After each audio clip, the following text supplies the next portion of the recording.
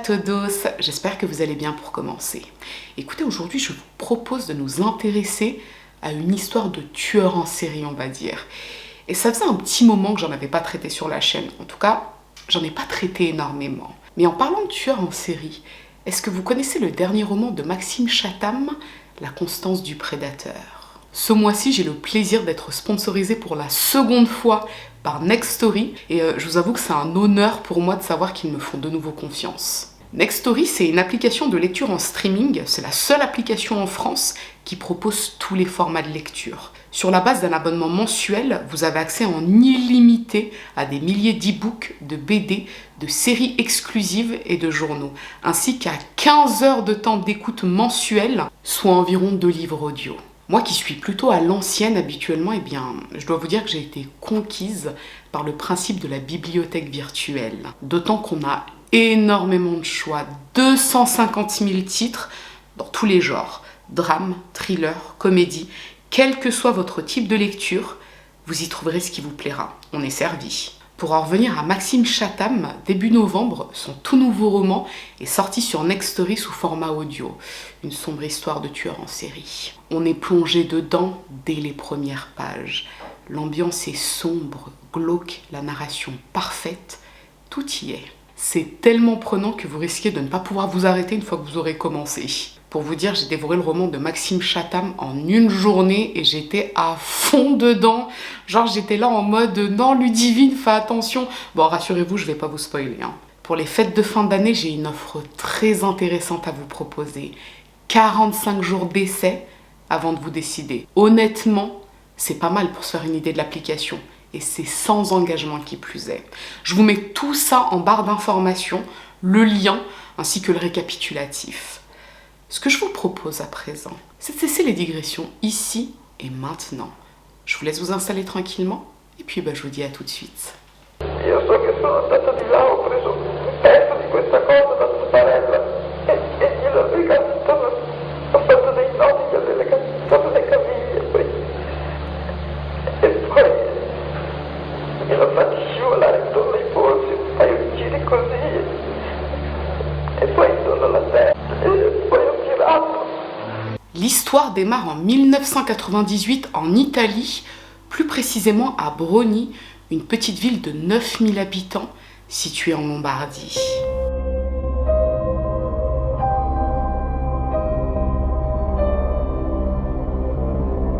On est le 2 août 1998, en plein milieu de l'après-midi. Milena Qualini, une femme de 41 ans, contacte la gendarmerie pour les avertir qu'elle vient de tuer son mari, Mario Folli, âgé de 52 ans. Elle semble agitée. Le carabinier à l'autre bout du fil envoie une voiture de patrouille sur place pour vérifier ses dires, tandis qu'il continue de lui parler pour la garder en ligne. Il lui demande si elle est seule chez elle et elle lui répond qu'elle est avec ses 2 filles âgées de 5 et 8 ans. Le carabinier demande alors à parler à la plus âgée des 2 fillettes. Et la petite fille prend le téléphone et là il lui dit « Tu sais où est-ce que se trouve ton papa ?» Et la petite fille lui dit « Eh bien il est parti ce matin mais je ne sais pas où il est. » Et tandis qu'il la garde au téléphone, des carabiniers arrivent au domicile de Milena. Et là, ils la trouvent en compagnie de ses 2 filles, dont l'une d'elles au téléphone avec leurs collègues. Et les 2 fillettes sont tranquilles, on va dire, elles semblent ne pas avoir conscience de ce qu'il se passe. Mais Milena, elle, n'a pas l'air dans son état normal. Les carabiniers lui demandent alors de leur montrer où se trouve le corps de son époux, puisque c'est l'objet de leur visite, ils ne sont pas venus lustrer les sols. Elle les conduit dans sa chambre, puis dans le balcon de la chambre, et là, au sol, il découvre le corps de Mario Folli. Il est enroulé dans une couette et caché sous un tapis. Et a priori, il est effectivement mort. Milena est aussitôt interpellée, donc on la conduit à la gendarmerie et on l'interroge sur ce qu'il s'est passé. Et voilà ce qu'elle leur dit. La veille au soir, soit le 1er août, elle, son mari et leurs 2 filles sont passés à table pour manger, comme d'habitude. Mais durant le repas, une dispute a éclaté. Là encore, comme d'habitude. Elle décrit Mario comme un homme très violent et porté sur la boisson. Il piquait des crises pour n'importe quel motif. Un exemple tout bête, quand Milena a rencontré Mario en 1989, elle était mère célibataire d'un petit garçon de 10 ans, Dario. Milena, à ce moment-là, était veuve et quand elle a rencontré Mario, il savait qu'elle avait un petit garçon. Le problème, c'est qu'une fois qu'ils se sont mariés et que Milena a eu leur première fille, il a commencé à se montrer très violent avec Dario. Il le battait et l'humiliait quotidiennement. En gros, il ne voulait pas de l'enfant d'un autre sous son toit. 2 mois plus tôt, Dario, qui est à présent âgé de 18 ans, a dû partir vivre ailleurs à la demande de son beau-père.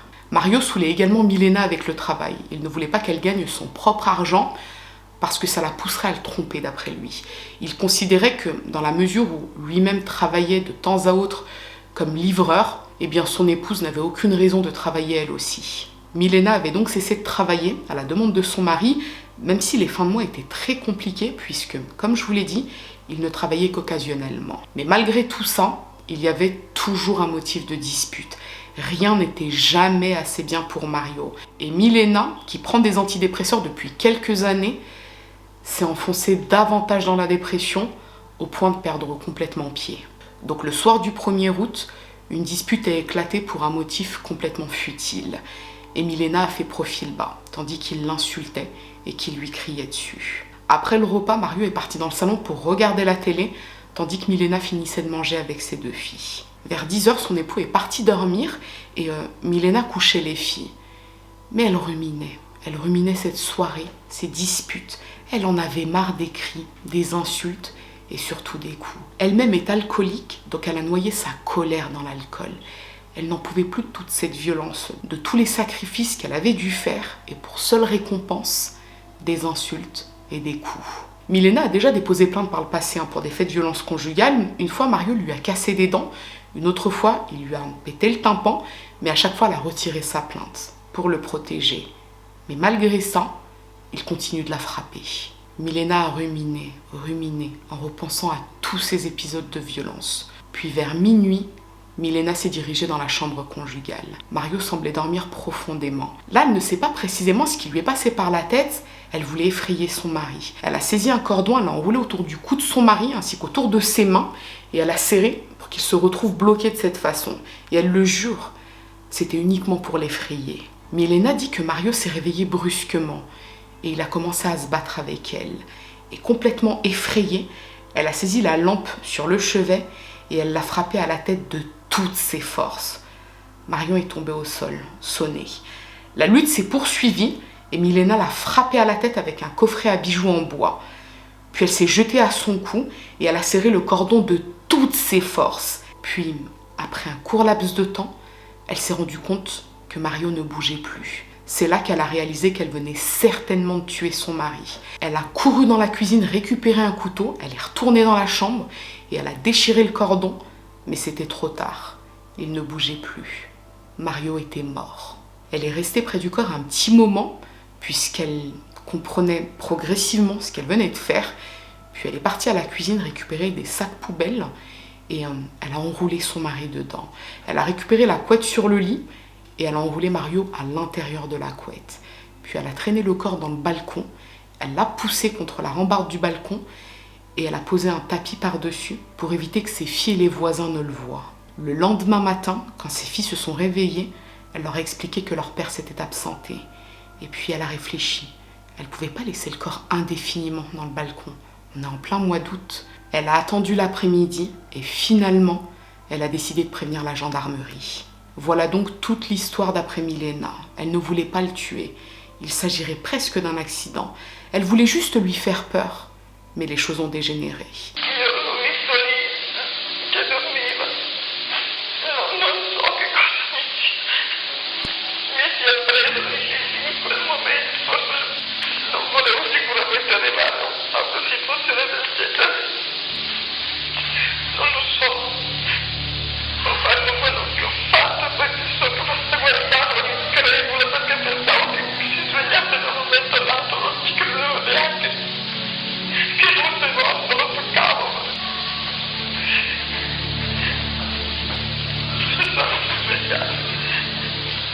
Milena Qualini, c'est une femme assez malingre. Elle est petite, mince, renfermée. Ça détonne avec ce qu'elle raconte aux carabiniers. Et pourtant, c'est bien elle qui a tué son mari. Le parquet interroge l'entourage du couple afin de savoir si les violences décrites par Milena étaient vraies.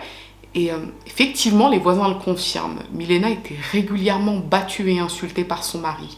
D'ailleurs, la propre mère de Milena était au courant de ces violences. Et de toute façon, il y a les dépôts de plainte et les certificats médicaux qui le confirment. Milena était une femme battue. Mais était-ce une raison suffisante pour tuer son mari? D'après le parquet, non. Il s'agit d'un homicide volontaire.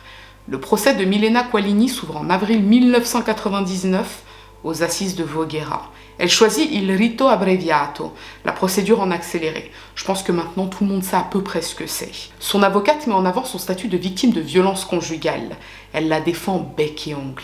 Milena était une victime, elle a simplement réagi face à la violence de Mario. Mais cette défense ne semble pas convaincre, puisqu'au terme du procès, Milena est reconnue coupable d'homicide volontaire. On considère qu'il ne s'agit ni d'un accident, ni d'un acte de légitime défense. Elle est condamnée à 14 années de réclusion criminelle. Elle interjette aussitôt appel, et dans l'attente du second procès, son avocate parvient à la faire relâcher et assigner à résidence. Mais c'est là que ça se complique pour Milena, puisque dans son entourage, personne ne veut l'accueillir, ni sa mère, ni ses amis. On l'envoie alors dans un centre de désintoxication afin de soigner son alcoolémie et de faire en sorte qu'elle ait un endroit où dormir, mais les choses ne se passent pas comme prévu. Milena continue de se procurer de l'alcool. Elle est donc renvoyée du centre. Milena s'installe alors chez une connaissance qu'elle a rencontrée dans le centre de désintoxication, mais au bout de quelques jours de cohabitation, ça se passe très mal. Elle est donc obligée de partir. Cela dit, il lui faut un endroit pour dormir, au moins pour son assignation à résidence. C'est une obligation demandée par le juge.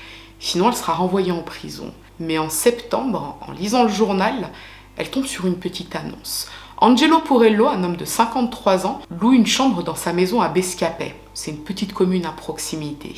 Milena décide de s'y installer. Donc elle doit faire le changement d'assignation à résidence, puisque comme je vous l'ai dit, c'est l'une des conditions du juge. Mais entre-temps, les choses ne se passent pas comme prévu, puisqu'Angelo Porello ne lui répond plus. Et ça, c'est embêtant pour Milena, puisque si elle n'a pas de domicile fixe, elle ne peut pas obtenir son assignation à résidence. Donc, le juge peut considérer qu'elle tente de se soustraire à la loi. Et ce qu'il se passe, c'est qu'à la mi-octobre, elle est prise en flagrant délit. Lors d'un contrôle routier, elle est contrôlée à bord d'une voiture par des carabiniers, et là, ils réalisent qu'elle leur présente un faux permis de conduire. Donc eux font leur recherche de leur côté, ils se rendent compte d'une part que c'est un faux permis de conduire, ce qui est illégal, et que d'autre part, il lui est strictement interdit de sortir de chez elle et de se balader en voiture, puisqu'elle est censée avoir une assignation à résidence. Elle est donc renvoyée en prison dans l'attente de l'ouverture de son procès en appel. Concernant ces deux filles, Milena n'a plus trop de contact avec elles. À la suite de son arrestation, elles ont été envoyées vivre chez sa sœur, et depuis, elle n'a pas trop l'occasion de les voir. Et tandis qu'elle prépare sa défense avec son avocate pour son procès en appel, le parquet est alerté par une autre affaire dont les investigations sont toujours en cours. Le meurtre d'un certain Angelo Porello. Ce nom vous dit quelque chose, n'est-ce pas? Angelo Porello avait 53 ans et il vivait seul dans sa maison à Bescapè, une petite commune en Lombardie. Sa fille avait reporté sa disparition aux carabiniers le 6 octobre, puis le 20 octobre, elle et d'autres membres de la famille s'étaient rendus au domicile d'Angelo. Ils l'avaient découvert mort et nu dans un tas de fumier dans le jardin. Le corps était en état de décomposition assez avancé, mais on suppose qu'il est mort le 5 octobre, puisqu'à partir de ce jour-là, plus personne n'a eu de ses nouvelles. Le médecin légiste a trouvé de fortes doses de tranquillisants dans son sang, comme s'il avait été drogué, et on a conscience qu'il ne peut s'agir que d'un meurtre, puisque son corps a été retrouvé nu sous un tas de fumier dans son jardin. Lorsque les carabiniers avaient fouillé le domicile d'Angelo, ils avaient mis la main sur des lettres écrites par une certaine Milena Qualini. Il était question d'une chambre qu'elle devait louer chez lui, et dans ces lettres, elle expliquait à Angelo qu'elle n'avait plus de ses nouvelles, qu'elle tentait de le joindre par téléphone en vain, mais qu'elle souhaitait récupérer des effets personnels qu'elle avait commencé à rapporter chez lui. Et c'est ce détail qui intrigue le parquet pour une raison assez simple. On retrouve au domicile d'un homme tué des lettres écrites par une femme qui est déjà en prison pour le meurtre d'un autre homme. Ça, c'est quand même bizarre. Le parquet demande donc de nouvelles investigations, mais plus larges, et les résultats ne se font pas attendre. Lorsque Milena avait été arrêtée à la mi-octobre à bord d'un véhicule, le véhicule en question avait été réquisitionné. Après vérification, il s'avère qu'il appartient à Angelo Porello. Des enquêteurs vont donc interroger le voisinage d'Angelo et les voisins disent que depuis peu, Angelo vivait avec une femme, une petite brune. On leur montre la photo de Milena et ils la reconnaissent formellement. C'est bien avec elle qu'ils vivaient. D'ailleurs, le 5 octobre, dans la matinée, on l'a vue en sa compagnie. Et après ce jour-là, Angelo a disparu. La cellule scientifique fouille la maison d'Angelo et là encore, les résultats sont sans appel. On retrouve littéralement des traces de Milena de partout. Dans la chambre d'Angelo, dans son lit, on retrouve des cheveux de Milena ainsi que des poils pubiens. Et dans la poubelle, on retrouve des anxiolytiques, les mêmes que ceux que Milena prend. Donc là, c'est une certitude, elle se trouvait dans cette maison. Le parquet interroge donc Milena sur cette affaire et elle se défend d'avoir fait le moindre mal à Angelo Porello. Elle le connaissait à peine, elle l'a vu tout au plus 3 fois. Il devait la loger, il était prévu qu'il lui loue une chambre dans sa maison et elle avait commencé à y ramener ses effets personnels. Mais Angelo ne répondait plus au téléphone, elle lui avait même écrit des lettres pour lui dire qu'elle souhaitait récupérer ses affaires. La preuve que ça ne peut pas être elle. Pourquoi aurait-elle écrit des lettres à Angelo Porello à la mi-octobre alors que le parquet affirme qu'il a été tué le 5 octobre? Ça n'a pas de sens. Mais pour le parquet, il y a une explication assez simple. Elle a écrit ces lettres pour brouiller les pistes. On a quand même retrouvé ses cheveux, en plus de ses poils, dans la chambre d'Angelo, alors qu'elle n'est pas censée y avoir mis les pieds. Toutes les preuves vont dans ce sens. Et tandis que les investigations sont toujours en cours, le parquet découvre une autre affaire de meurtre en lien avec Milena. Il s'avère qu'en novembre 1995, son ancien employeur est mort à l'hôpital à la suite d'une violente agression à son domicile. On lui avait fracturé le crâne. Et c'est Milena qui avait découvert le corps et prévenu les secours. Giusto Della Pozza avait 83 ans et Milena était sa femme de ménage. Le 27 octobre 1995, quand les secours s'étaient rendus au domicile du vieil homme, Milena avait déclaré aux carabiniers qu'elle était venue en fin d'après-midi faire le ménage et à manger pour le vieil homme, et elle l'avait trouvé gisant au sol et recouvert de sang. Elle avait ajouté que 2 jours plus tôt, soit le 25 octobre, un épisode similaire avait eu lieu. Elle s'était rendue au domicile de Giusto pour faire le ménage, et elle l'avait trouvé gisant au sol et recouvert de sang. Mais vivant. Il lui avait dit que des amis l'avaient tabassé pour une histoire d'argent. Les enquêteurs avaient donc suivi cette piste, mais ça n'avait rien donné. Cette affaire était donc, jusque-là, un cold case. Mais le parquet commence à faire le lien.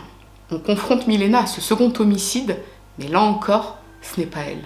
Elle a simplement découvert le corps du vieil homme. Elle n'aurait jamais fait le moindre mal à Giusto Della Pozza.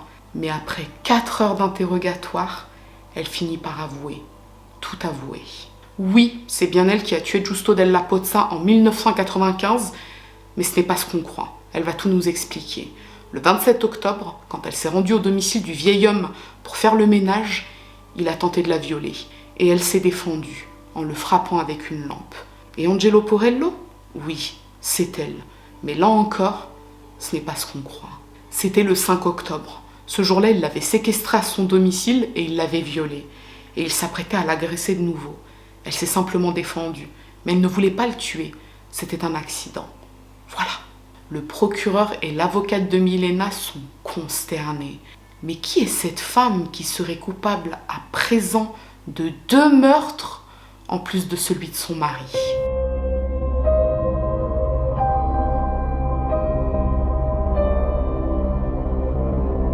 Petite parenthèse, ce que l'on sait de Milena Qualini provient essentiellement des déclarations qu'elle a faites au psychiatre qui la suivait quand elle était incarcérée. Milena est née à Mezzanino en Lombardie en mars 1957. Sa mère était une femme soumise au caractère effacé. Son père, quant à lui, était un homme violent et alcoolique. Il était despotique avec sa famille et extrêmement jaloux. Il battait Milena, sa sœur et leur mère quand il avait un coup dans le nez, c'est-à-dire très souvent. Cette enfance a laissé des traces indélébiles en elle, mais grâce à la peinture qu'elle pratique depuis qu'elle est toute petite, elle parvenait à s'évader. D'autant qu'elle était assez douée, d'après les témoignages de ceux qui ont déjà vu ses peintures. Elle obtient un diplôme en comptabilité à 19 ans et elle s'enfuit de chez elle pour épouser un homme qui est divorcé et qui a 15 ans de plus qu'elle. Et à cette époque, sa famille était contre cette union puisque c'était scandaleux d'épouser un homme qui avait déjà été marié. C'était presque un déshonneur, surtout dans les petites villes. Quoi qu'il en soit, son mari et elle s'installent dans la ville de Côme et en 1980, ils ont leur fils, Dario. Elle confiera plus tard au psychiatre qui la suivait quand elle était incarcérée que c'était la plus belle période de sa vie. Son mari était un homme doux, aimant, gentil, tout l'inverse de ce qu'était son père. Malheureusement, 10 ans après leur mariage, son mari décède brutalement des suites du diabète, ce qui a terrassé Milena qui était folle amoureuse de lui. Elle retourne s'installer près de chez sa famille avec son fils et elle trouve un logement et un travail. En 1989, elle fait la rencontre de Mario Folli. Il a 10 ans de plus qu'elle et il est extrêmement gentil avec son fils. Il la demande en mariage et après quelques mois de relation, ils se marient et peu après, elle tombe enceinte de leur première fille. À partir de là, le cauchemar commence pour Milena. Mario exige qu'elle arrête de travailler puisque d'après lui, femme qui travaille, femme qui trahit. Mais à côté de ça, Mario c'est pas ce qu'on peut appeler un bosseur. Hein. Il travaille de temps à autre, juste de quoi boucler les fins de mois. On peut dire qu'ils vivent dans la précarité. Et Mario ne tarde pas à se montrer violent avec Milena. C'est un homme qui est jaloux, possessif et alcoolique, comme son père. En plus de frapper Milena, il humilie quotidiennement son fils Dario. Il lui interdit par exemple de s'approcher de ses filles, il lui interdit de manger les mêmes choses que ses filles mangent, et il l'envoie même dormir dans le garage pour ne pas l'avoir sous son toit. C'est ce qu'on peut littéralement appeler de la hagra. Le petit Dario supporte, il n'a pas le choix vu que sa mère ne le protège pas et il finit même par quitter l'école pour travailler à la demande de son beau-père puisque Mario considère que son beau-fils doit ramener de l'argent à la maison. Et l'argent, c'est un motif de dispute assez récurrent, il n'y en a jamais assez. Comme je vous l'ai dit, Mario a un poil ou deux dans la main, il n'a pas envie de travailler, Milena n'a pas le droit de travailler, donc forcément, les dettes s'accumulent. En 1993, Milena est enceinte de sa deuxième fille et c'est à partir de là qu'elle devient à son tour alcoolique. Alors que jusque-là, elle n'avait jamais été attirée par l'alcool par rapport à ce qu'elle avait subi avec son père plus jeune. Et tandis qu'elle est enceinte de 9 mois, elle tente de mettre fin à ses jours. Elle avale des somnifères et elle se taillade, mais elle se réveille à l'hôpital, sauvée in extremis. Elle accouche, elle rentre chez elle, elle doit à présent s'occuper de 3 enfants, dont un nouveau-né, mais les mauvais traitements reprennent, les insultes, les humiliations, jusqu'au coup de grâce. C'est un matin de 1995. Un huissier se présente au domicile de la famille pour une saisie. Mario croulait sous les dettes et il n'en avait pas parlé à Milena. Et lorsque l'huissier se présente, plutôt que de prendre ses responsabilités, Mario prend la tangente. Il abandonne sa famille. Les mois qui suivent, Milena, qui n'allait déjà pas très bien, plonge dans une profonde dépression. Elle s'abandonne à l'alcool, en plus des antidépresseurs qu'on lui a prescrits quand elle avait tenté de mettre fin à ses jours. Elle a du mal à se relever, mais ses enfants ont besoin d'elle. Elle déménage alors à Este, en Vénétie, et elle trouve un boulot de concierge. Et c'est en août 1995 qu'elle fait la connaissance de Giusto Della Pozza dans un glacier à proximité de chez elle.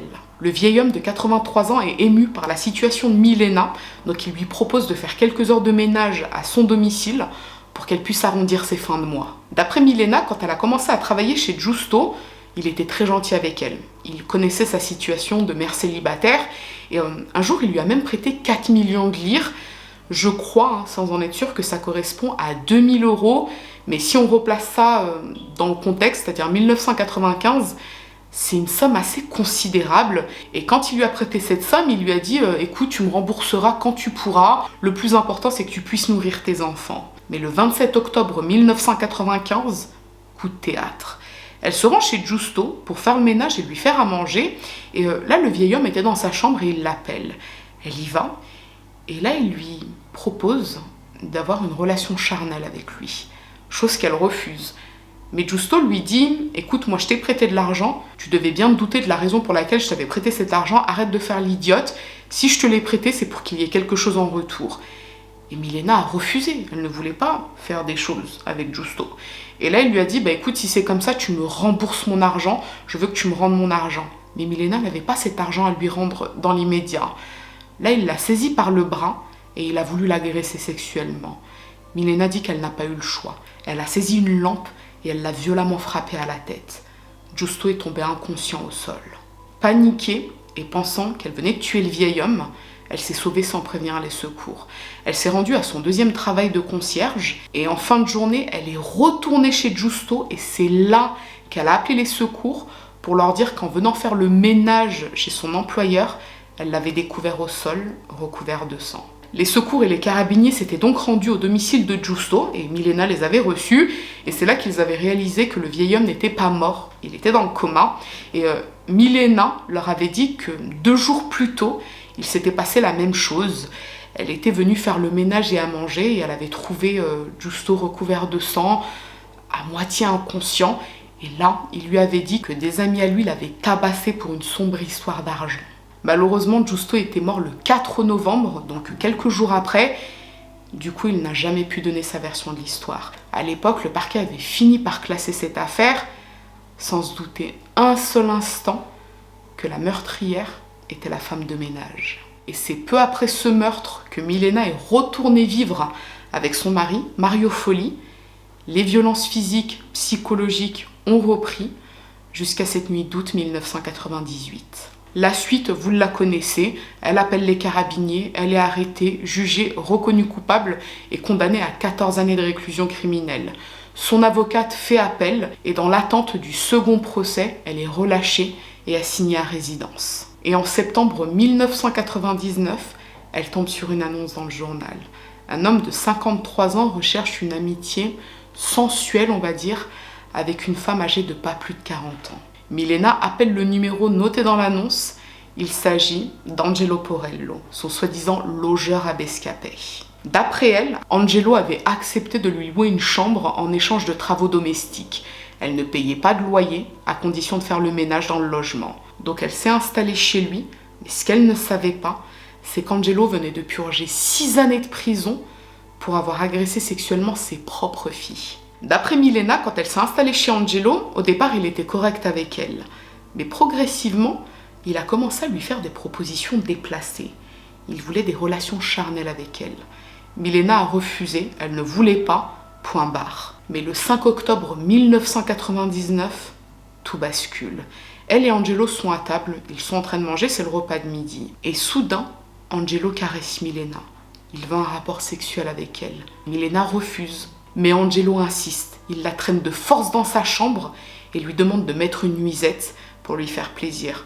Chose que Milena refuse, elle lui met une claque. Fou de rage, Angelo la frappe et la viole. Milena est choquée, elle ne sait pas comment se soustraire à cet homme qui est beaucoup plus fort qu'elle et qui s'apprête à l'agresser pour la 2e fois. Milena a alors une idée, elle lui propose un café avant, chose qu'il accepte. Elle se rend dans la cuisine et dans la tasse d'Angelo, elle verse 20 cachets de tranquillisants, ce qu'elle prend pour sa dépression. Angelo boit son café, qui est très sucré comme il l'aime, donc il ne sent pas le goût des tranquillisants. Et il tombe dans les pommes. Milena le dénude, elle le traîne dans la salle de bain, elle le met dans la baignoire qu'elle remplit d'eau et elle sort faire un tour. À son retour, 1 heure ou 2 plus tard, elle retourne dans la salle de bain, elle constate qu'il est mort. Forcément.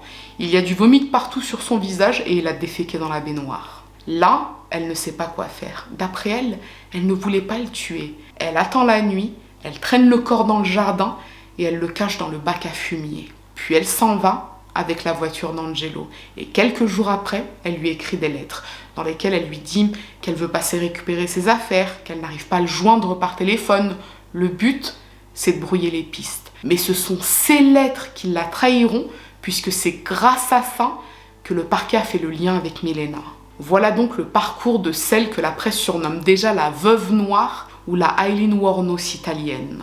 Le psychiatre qui a suivi Milena en prison à partir de mai 2000 dit d'elle que c'est une femme douce, éduquée, extrêmement sensible et renfermée.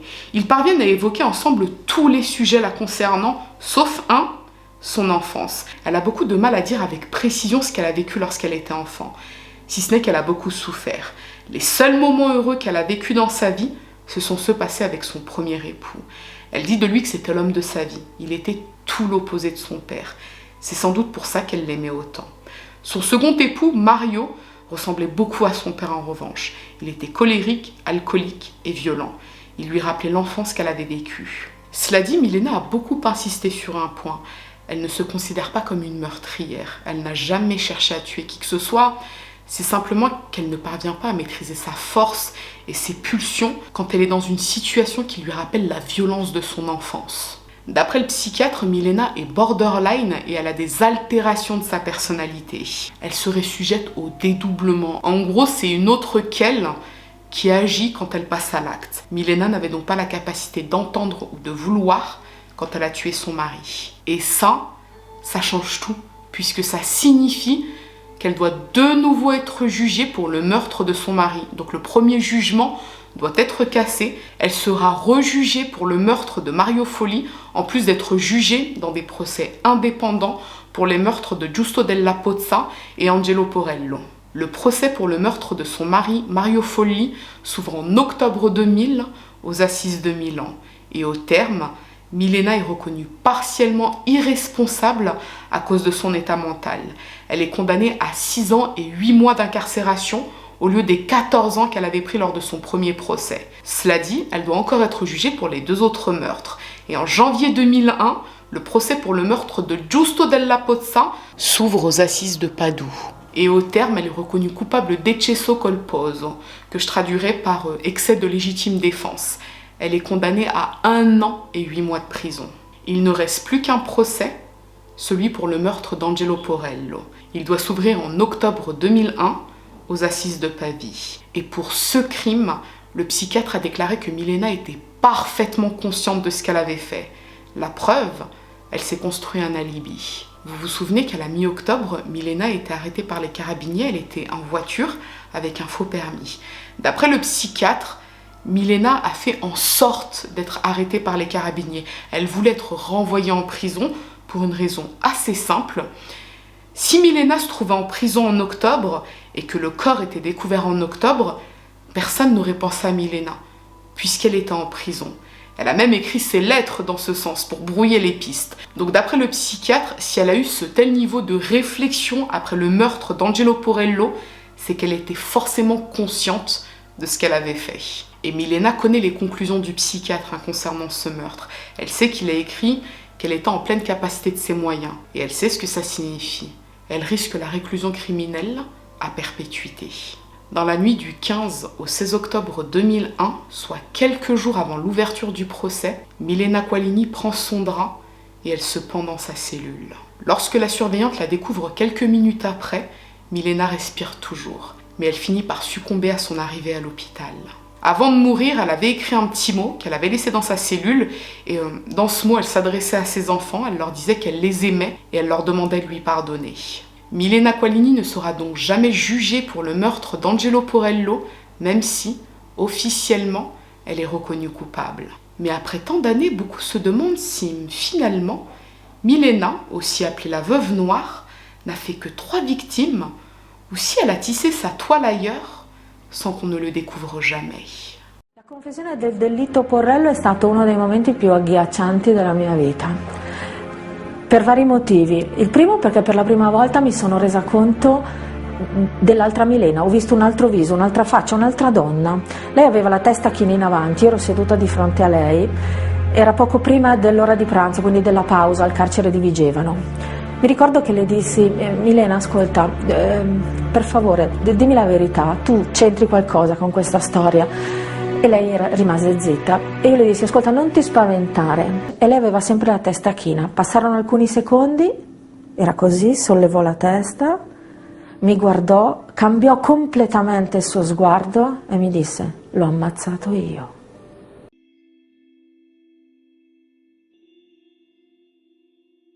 Avant de vous donner mon opinion, j'aimerais quand même remercier mon sponsor du jour, Nextory, sans qui j'aurais pas pu vous proposer cette histoire, puisque vous connaissez un peu les désagréments que je rencontre avec YouTube depuis quelques mois déjà. Donc merci infiniment à Nextory pour leur confiance et n'hésitez pas à jeter un coup d'œil dans la barre d'infos, enfin là où je vais vous mettre le lien et toutes les infos. Si vous êtes intéressé, n'hésitez pas à y jeter un petit coup d'œil.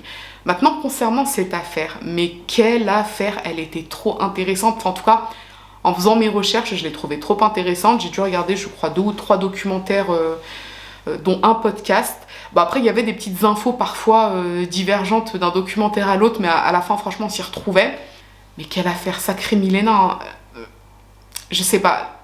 Franchement, moi, l'histoire de l'agression par Giusto Della Pozza, suis désolée, mais j'ai du mal à imaginer un petit pépé de 83 ans se jeter sur une femme pour l'agresser. Après, c'est probable, c'est possible, j'en sais rien. Mais en tout cas, il n'a pas pu donner sa version des faits, Giusto, puisqu'il est mort. Donc moi, j'aurais bien aimé connaître la version de Giusto Della Pozza. Et j'ai vu des photos et des vidéos de l'intérieur de l'appartement de Giusto, mais c'était tellement le bordel. Donc je sais pas quel genre de ménage Milena faisait chez les gens, mais enfin là c'était vraiment le boxon dans l'appartement. Donc ouais, j'ai trouvé cette histoire-là d'agression bizarre. Angelo Porello, bon, le gars a été condamné précédemment pour avoir agressé ses filles, donc ça peut rentrer, on va dire... on pourrait se dire why not. Par contre, ce que j'ai trouvé très bizarre, c'est le procès. En fait, j'ai trouvé très bizarre que pour le procès de Giusto Della Pozza, on considère qu'elle n'était pas en pleine capacité de ses moyens et que la légitime défense collait, mais que pour Angelo Porello, on considère qu'elle était en pleine capacité de ses moyens et elle risquait la perpétuité. Enfin, moi, je pense que j'aurais fait l'inverse, en fait, parce qu'Angelo Porello avait des antécédents d'agression. Donc, à moins que Giusto en avait lui aussi, mais ça n'a pas été précisé. Mais en tout cas, si j'avais dû juger ces affaires, je pense que Giusto Della Pozza, c'est pour lui que je lui aurais donné perpète.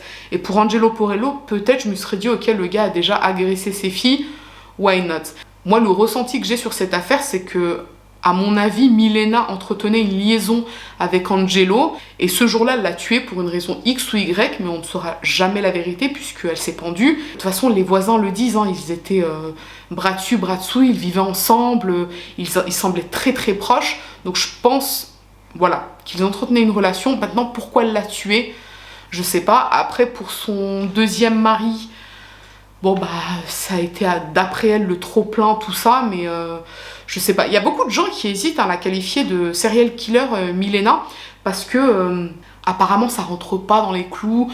Ouais, pour certains c'était peut-être un accident, tout ça. Moi je pense que c'était une tueuse en série, Milena, et qu'elle aurait certainement recommencé. Et je pense que oui, elle avait ses impulsions, toute cette agressivité, cette colère par rapport à son enfance, par rapport à ce qu'elle a vécu dans son enfance avec son père violent, etc. Mais ça, c'est le cas de tous les tueurs en série, en fait. Les tueurs en série, je connais aucun exemple de tueur en série qui a eu une enfance dorée.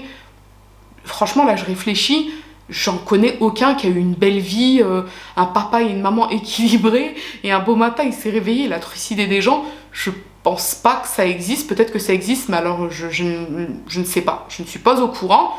Mais généralement, les tueurs en série, c'est parce qu'ils ont vécu de très lourds traumatismes quand ils étaient enfants, et en grandissant, c'est pas qu'ils le reproduisent, mais voilà, il y a l'aspect psychopathique, etc. qui rentre en ligne de compte parce que ils se sont mal construits et ça devient des tueurs en série. Du coup, pour Milena, je considère que c'est la même chose en fait. Bref, n'hésitez pas à me mettre en barre des commentaires tout ce que vous avez pensé de l'histoire de Milena Qualini, la veuve noire, la vedova nera. Et ce que je vous propose, c'est que si cette affaire vous a intéressé, à défaut de vous avoir plu, n'hésitez pas à mettre un petit j'aime sous la vidéo, mais surtout, n'hésitez pas à vous abonner, c'est encore mieux. Je vous dis à très bientôt.